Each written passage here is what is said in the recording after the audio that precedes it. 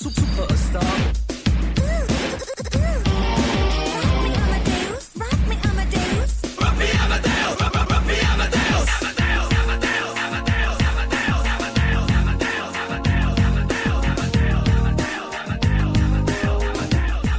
Come and rock me, Amadeus.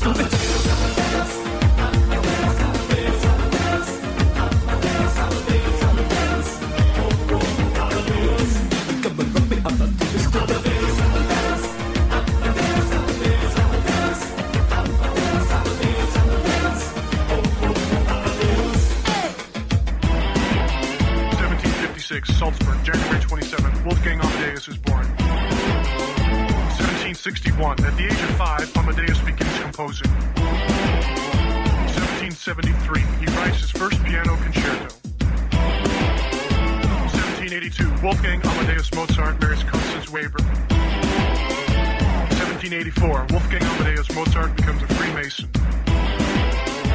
1791, Mozart composes the Magic Flute. On December 5th of that same year, Mozart dies.